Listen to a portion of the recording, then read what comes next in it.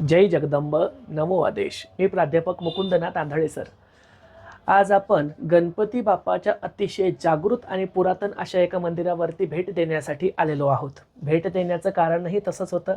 या ठिकाणी माझे परमस्नेही आणि मित्र मकरंद भाऊ जहागीरदार आहेत आणि त्यांच्याच बाजूला आहेत रवी महाराज जहागीरदार.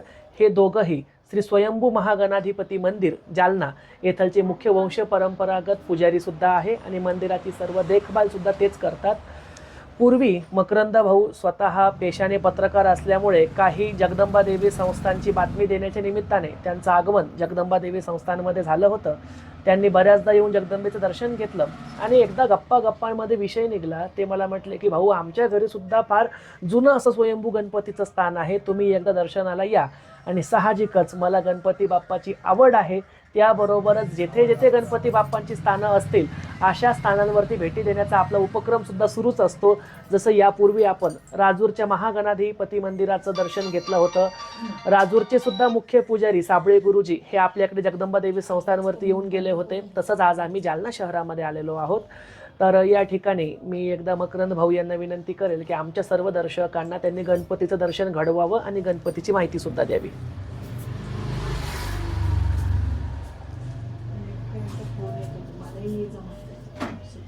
तर एकदा आमच्या प्रेक्षकांना तुम्ही गणपतीचा इतिहास आणि त्याची सर्व माहिती तुमच्या शब्दांमध्ये सांगा. हे जालन्यातलं प्राचीन श्री स्वयंभू सिद्धिविनायक महागणपती मंदिर आहे. याला शिवकालीन किंवा औरंगजेबकालीन इतिहास आहे. साधारणपणे त्या काळात औरंगजेबाचा पडाव जालन्यात असताना त्यांनी गाव जोशी म्हणून आमच्या पूर्वजांना निमंत्रित केलं पंचांग सांगण्यासाठी. तर आमचे पूर्वज त्याला पंचांग सांगायला गेले आणि अमावस्या असताना त्यांनी चुकून प्रतिपदा अशी तिथी त्या दिवशीची सांगितली. त्यावर औरंगजेब बादशहांनी आश्चर्य व्यक्त केलं आणि त्याच्याबरोबरच्या पंडितांनी ब्राह्मण लोकांनी सुद्धा आश्चर्य व्यक्त केलं. मात्र अमावस्या असतानाही त्या दिवशी संध्याकाळी या गणपती बाप्पामुळं चंद्रदर्शन घडून आलं आणि आमच्या पूर्वजांनी त्या दिवसभर घरातले चुली वगैरे बंद ठेवून गणपतीचा अभिषेक चालू ठेवला होता.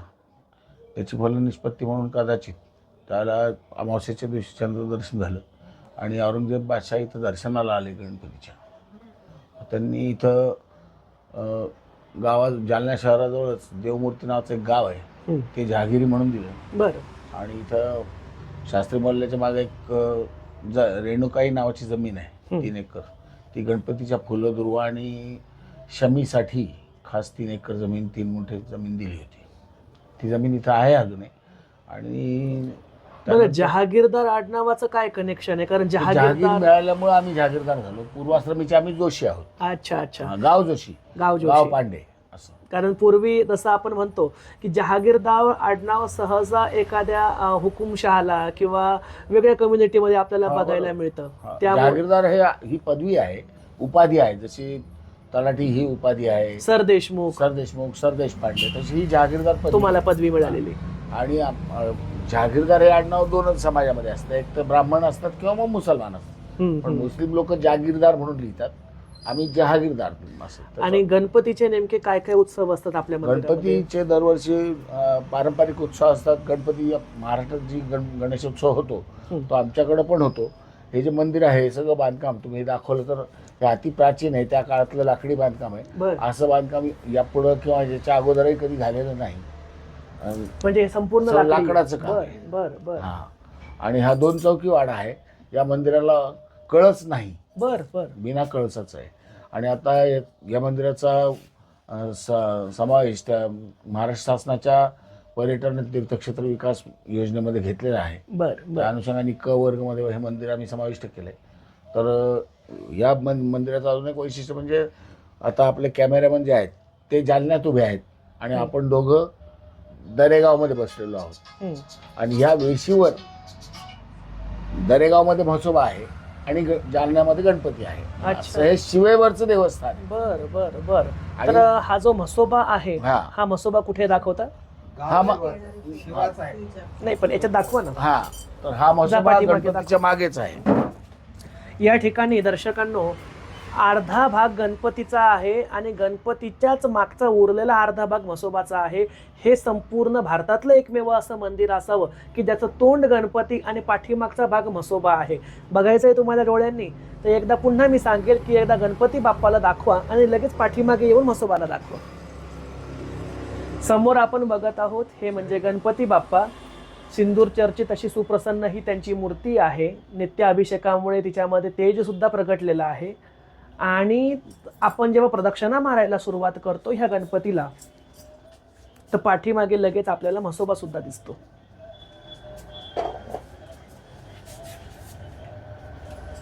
म्हसोबा महाराज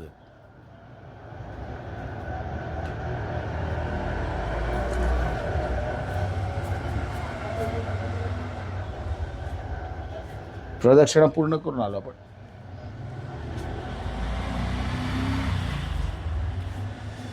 आणि मघाशी एक विषय निघाला होता. तुम्ही म्हटले की या ठिकाणी काहीतरी लाटांचा उत्सव होतो. ते नेमकं काय असतं? जालन्यापासून 70-80 किलोमीटरवर देऊळगाव राजा नावाचं गाव आहे, जिथं बालाजी मंदिर आहे. प्राचीन बालाजी मंदिर आहे. त्या बालाजी मंदिराचं असं आहे की जसं आम्हाला जहागीर औरंगजेबाने दिली, पण आमचे त्याच्यानंतरचे जे संबंध आले ते त्या बालाजी मंदिराशी आले. जे बालाजी मंदिर आपल्या शिवाजी महाराजांच्या आजोळचं आहे, जिजाऊंच्या माहेरचं मंदिर आहे. आणि ते जिजाऊंच्या माहेरचे लोक आज तिथं विश्वस्त आहेत. आणि राजे लखुजीराव जाधव यांनी त्या मंदिराची स्थापना केलेली आहे त्या काळात. तर मला असं कळलं की तिथं आमचे काका दरवर्षी उत्सव झाला की बिदागी घ्यायला जायचे. आमचे वडील जायचे, आमचे आजोबा जायचे. असं मला जो इतिहास माहिती आहे तो असा. तर ते मी ऐकून होतो. तर मी 5 वर्षापूर्वी मी स्वतः त्या राजेसाहेबांना निमंत्रण द्यायला गेलो की तुमचा असा असा आमच्या मंदिराशी संबंध आहेत, तर तुम्ही आलं तर आम्हाला आनंद होईल. बालासाहेब आले साक्षात. तर त्या ते योगायोगान आले. राजे विजयराजे जाधव विजयेंद्र जाधव साहेब आले, सहकुटुंब आले. त्यांच्याबरोबर त्या राणी साहेबा पण होत्या. आणि त्या दिवशी आमच्या काकांना अक्षरशः असं गदगदून आलं किंवा मला ते अगदी भावनिक होऊन म्हणले की मग तू जाऊन त्यांना बोलवलं. आणि त्याच्यामुळे राजेसाहेब आले आणि हा फार मोठा योग आहे. आणि त्यांना राजेसाहेबांना खूप आनंद वाटला की एवढे प्राचीन संबंध आपण नव्याने सुरू करतो आहोत. असं ह्या देवस्थानचं दुहेरी वैशिष्ट्य आहे की हा गणपती एकीकडे शिवाजी महाराजांच्या आजोळशी जोडलेला आहे आणि दुसरीकडे औरंगजेबाशी पण जोडलेला आहे. तर असं देवस्थान जसं तुम्ही आता म्हणालात की म्हसोबा मागच्या बाजूला आणि समोरच्या भागात दर्शनी भागात गणपती बाप्पा, असं तीर्थक्षेत्र भारतात कुठेच नाही. बरोबर. बरं, हे स्वयंभू आहे. स्वयंभू आहे.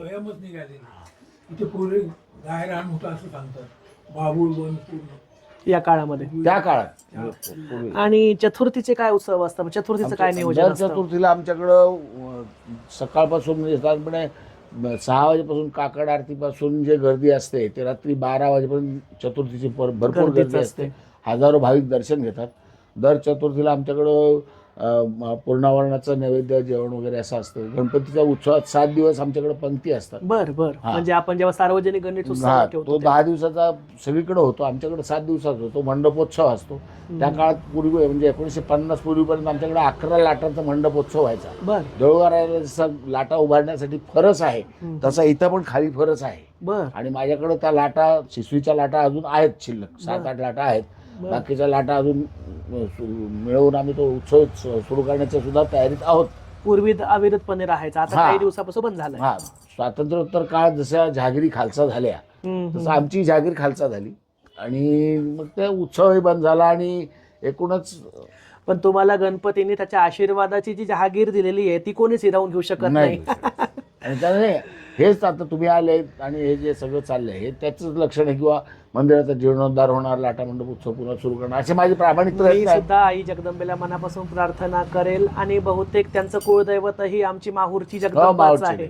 आणि तुम्हाला सर्वांना कल्पनाच आहे की माहूरच्या जगदंबेची आपल्यावरची कृपा किती आहे. तर मीही आई रेणुका मातेला प्रार्थना करेन की लवकरात लवकर पुन्हा तसाच लाटा मंडप उत्सव इथे व्हायचा, तो 50 वर्षापूर्वी तसा पुन्हा सुरू व्हावा. आणि या ठिकाणी आपण सर्वांनी दर्शन घेतलं. मलाही इथे येऊन फार प्रसन्न वाटत आहे. अशा छोट्या मोठ्या मंदिरांच्या भेटीगाठी, त्या संबंधीची माहिती, आख्यायिका आपण पुढे सुद्धा घेतच राहू. भेटूया पुढच्या व्हिडिओमध्ये. आणि एवढी सखोल माहिती आम्हाला दिल्याबद्दल पत्रकार आणि पुजारी पेशाने असणारे मकरंद भाऊ आणि त्यांचे रवी महाराज या दोघांचे मी आभार मानतो. जय जगदंब, नमो आदेश.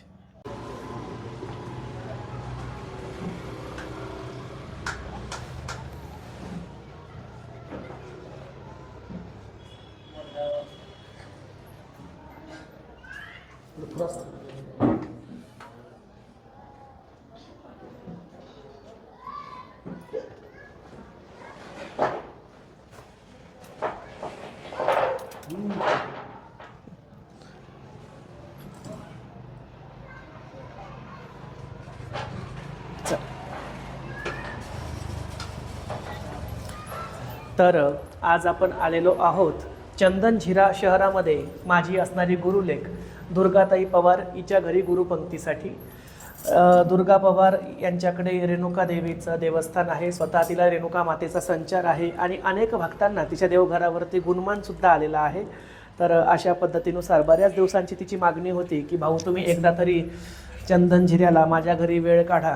तर आज मी वेळामध्ये वेळ काढून श्री गणपती मंदिरालाही भेट दिली जालना शहरामध्ये आणि तसंच पुढे येऊन आम्ही आज चंदनझिऱ्यामध्ये दुर्गाताई पवार हिच्या घरी भेट देत आहोत.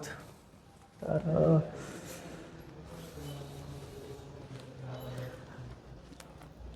आपण एकदा देवघर इकडे आहे ना, या इकडे.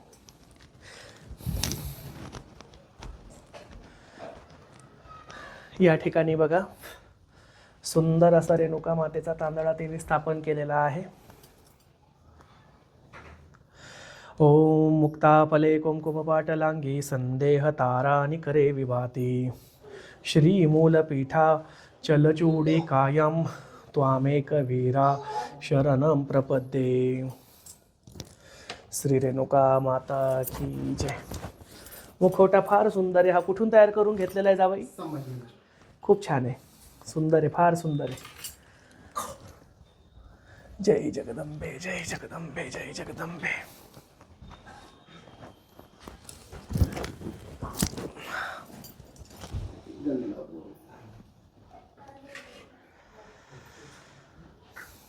बरं, तुमच्या घरी येण्यासाठी काही भाड्याचे पैसे वगैरे मागितलेत का? नाही दारू मटण चकना काही? नाही नाही नक्की? नक्की. कारण हल्ली डेफिनेशन झाली आहे गुरु महाराजांची, गुरु चेल्याच्या घरी गेल्याच्या नंतर त्यांच्याकडून गाडीचा खर्च, 5 स्टार हॉटेलचा खर्च, दारू मटणाचा खर्च, म्हणजे ती गुरु पंगत कमीत कमी 60-70 हजारापर्यंत गेली पाहिजे. त्याच्यामुळे प्रत्येक शिष्याच्या घरी गेल्यावर आम्ही पहिले ते विचारतो. कसं आहे सांगता येत नाही, कोणी विचारायला यायचं, किती घेतलं तर सरांनी घरी यायचे पैसे. आमचं भाग्य आहे, गुरुजी. हे योगाशिवाय गोष्टी होत नाही. अचानक फोन करणे. आम्ही पालमेकरच्या पुढे 10 किलोमीटर होतो. हो ना. मग पूर्वाम पटपट आटपून तुमचे योग आले आणि आज तुमचे पाय आमच्या जगदंबेने बोलावलं. मला मुखवटा खूप आवडला. ते जगदंबेने बोलवलं मला. मी सांगून गेलो होतो की आता चाललोय आम्ही गुरुजीकडे, पण त्यांना तुमच्यापर्यंत घेऊनच येणार आहे. त्यांनी मला सांगितलं जा म्हणे बिंदास येणार आहे, ते काय अडचण नाही. बरोबर झाले शब्द खरे. हा. आई कुठे असतात तुझा? आई आई काही इथेच आहे का? दिसल्या नाही ना मला. हां, आहेत. पाहिलंच नाही मी. तर अशा तऱ्हेने आज या दुसऱ्या गुरुलेखीकडे आलेलो आहे आणि इथलची गुरु पंगत तर फक्त चहावरतीच निभावणार आहे, कारण मला ॲसिडिटीचा त्रास आहे आणि याशिवाय मंदिरावरती भरपूर भक्त देऊळगाव राजाला येऊन थांबलेले आहे. त्यामुळे अतिशय गडबडीमध्ये एक 5 गुरुवार, शुक्रवार, शनिवार 3 दिवस गर्दी. तर त्यामुळे फक्त या ठिकाणी आता 1 कप चहा घेऊन आम्ही निघत आहोत. याची काही